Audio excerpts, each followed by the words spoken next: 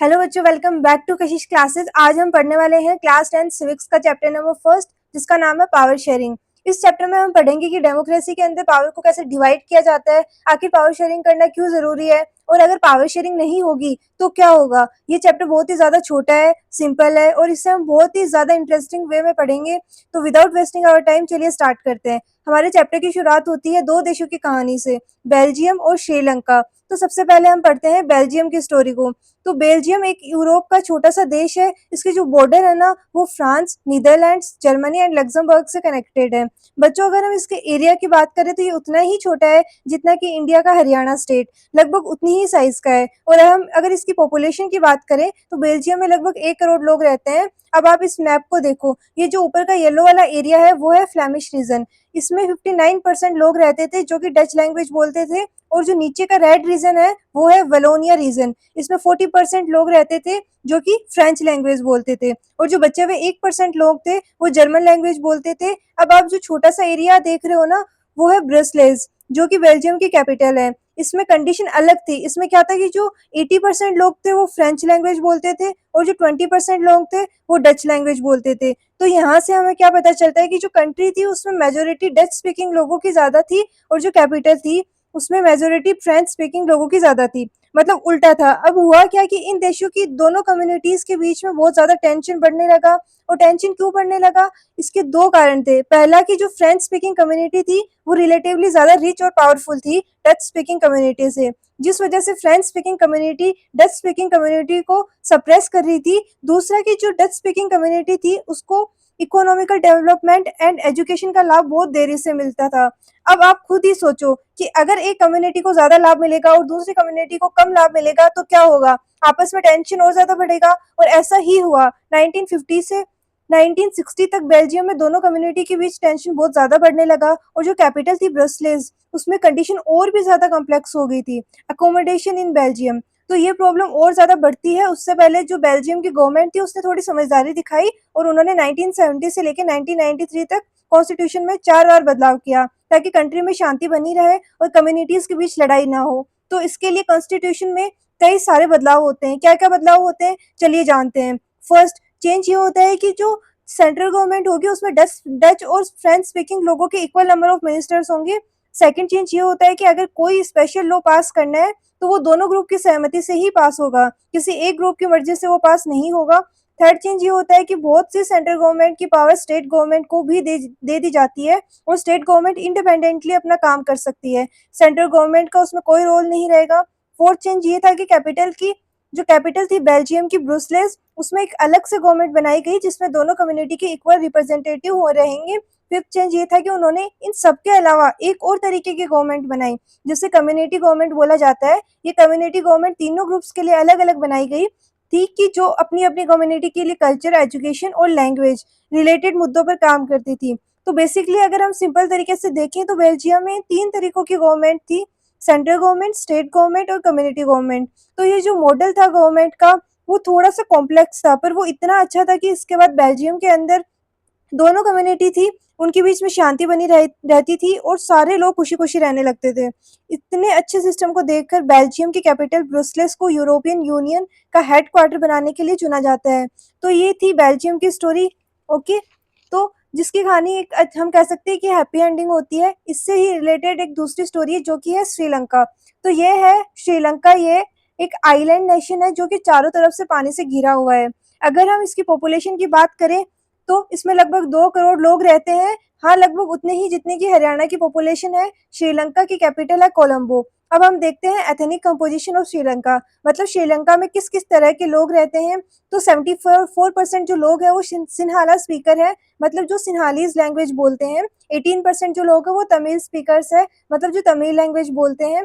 Tamil speakers भी दो तरह के हैं, तमिल नेटिव्स ऑफ श्रीलंका, मतलब जो तमिल पहले से ही श्रीलंका के निवासी है।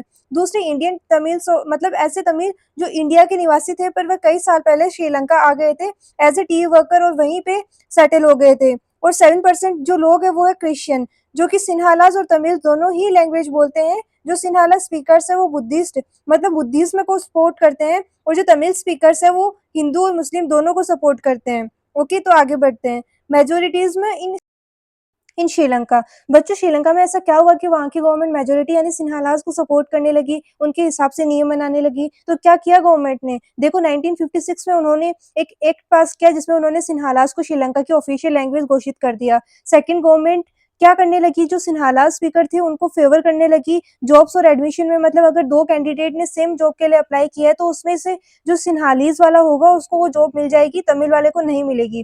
तो देख रहे हो डिस्क्रिमिनेशन होने लगा था। थर्ड, जो श्रीलंका की गवर्नमेंट थी वो धर्म के आधार पर भी भेदभाव करने लगी। श्रीलंकन गवर्नमेंट ने ऐसे कई सारे नियम बना दिए थे जो बुद्धिज्म को सपोर्ट करते थे और बुद्धिज्म को बढ़ावा देते थे। बाकी रिलीजन को इग्नोर किया जा रहा था। तो ये इन 3 रीज़नों पॉइंट्स को देखने के बाद हमें ये पता चल गया कि श्रीलंका में गवर्नमेंट सिन्हालास को सपोर्ट कर रही थी। उनकी लैंग्वेज, कल्चर, रिलीजन और सबको प्रमोट किया जा रहा था।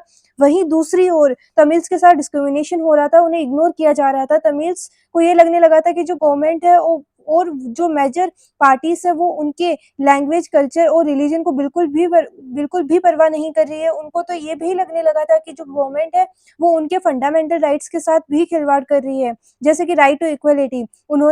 उन्हें सोसाइटी में बराबरी का अधिकार नहीं मिल रहा था। तो ये तमिल लोग थे, उनको लगा कि अब गवर्नमेंट तो कुछ करेगी नहीं, इसीलिए उन्होंने खुद से ही स्टेप लेने शुरू कर दिए। तमिल्स ने क्या किया, उन्होंने अपनी पॉलिटिकल पार्टीज़ बनाई और डिमांड करना शुरू कर दिया। इनकी पहली डिमांड थी कि तमिल लैंग्वेज को भी ऑफिशियल लैंग्वेज डिक्लेयर कर दिया जाए। दूसरी डिमांड थी कि उन्हें रीजन में सेपरेट गवर्नमेंट बना दी जाए। तीसरी डिमांड थी तमिल लोगों की कि उन्हें भी इक्वल अपॉर्च्युनिटीज़ मिलनी चाहिए जैसे कि सिन्हालास को मिलती है। लेकिन जो गवर्नमेंट थी उसने उनकी डिमांड्स नहीं मानी, बल्कि तमिल्स की डिमांड्स को इग्नोर कर दिया और तमिल्स ने कहा कि अगर आप हमारी ये डिमांड्स पूरी नहीं कर रहे हो तो हमें कम से कम हमारे लिए सेपरेट कंट्री ही बना दो, नॉर्थ एंड ईस्टर्न पार्ट में, जहाँ हम खुशी-खुशी रह सकें। लेकिन गवर्नमेंट ने इसके लिए भी साफ-साफ मना कर दिया।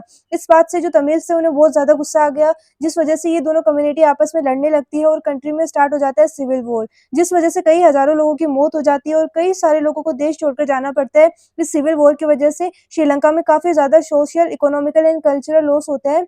तो ये थी श्रीलंका की स्टोरी जिसकी बहुत ही बेकार एंडिंग होती है। तो दोस्तों अभी अभी तक हमने 2 स्टोरी सुनी है, एक थी बेल्जियम की स्टोरी और दूसरी थी श्रीलंका की स्टोरी। दोनों ही देशों की स्टोरी लगभग सिमिलर थी, लेकिन ऐसा क्या हुआ कि एक देश खुशी-खुशी रहने लगा, वहीं दूसरे देश में सिविल वॉर हो गया।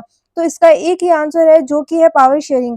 बेल्जियम में क्या हुआ कि वहाँ पर दोनों कम्युनिटीज़ के बीच में पावर शेयर की, जिस वजह से वहाँ पर कोई भी लड़ाई देखने को नहीं मिली। वहीं दूसरी ओर श्रीलंका में पावर शेयर नहीं होती थी, जिस वजह से वहाँ पर सिविल वॉर देखने को मिलता है।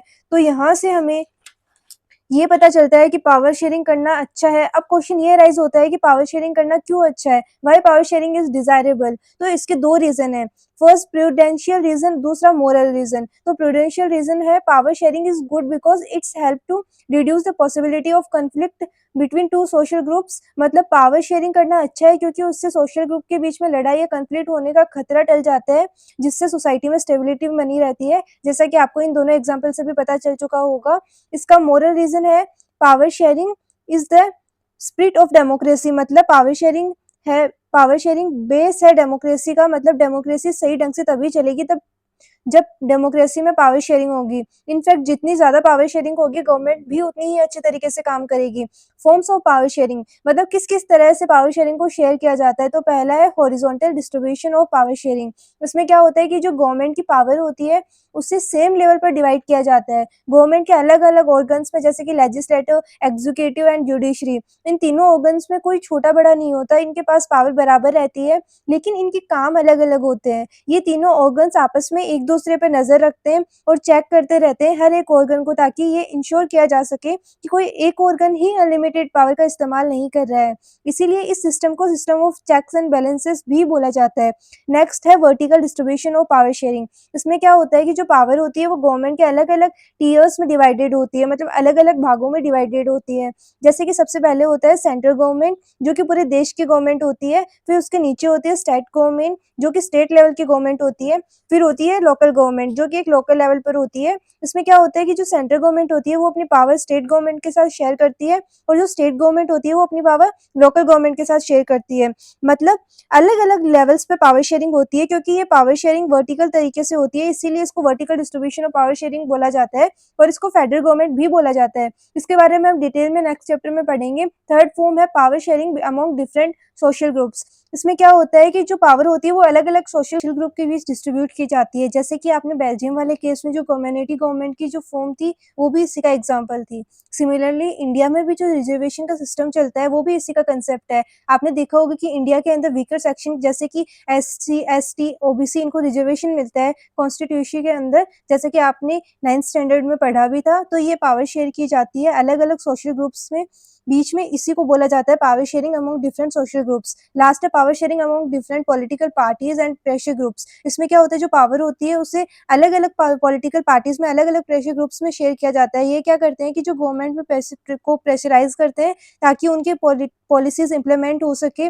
और इनफैक्ट इंडिया में आपको कई सारे ग्रुप्स देखने को मिलेंगे जैसे कि trade union, student union, business union, इनके अलावा अलग-अलग इंटरेस्ट ग्रुप्स भी होते हैं। तो ये क्या करते हैं, ये गवर्नमेंट को प्रेशराइज करते हैं अपनी पॉलिसीज को इंप्लीमेंट कराने के लिए और डिसीजन मेकिंग में। तो ये यहाँ हमारा लास्ट टॉपिक कंप्लीट होता है। आई होप आपको ये वीडियो पसंद आई होगी, और अगर आपको ये वीडियो पसंद आई है तो प्लीज़ चैनल को सब्सक्राइब ज़रूर कीजिएगा एंड लाइक ज़रूर कीजिएगा and don't forget to share it with your friends. Thank you for being with us. Keep loving, keep supporting.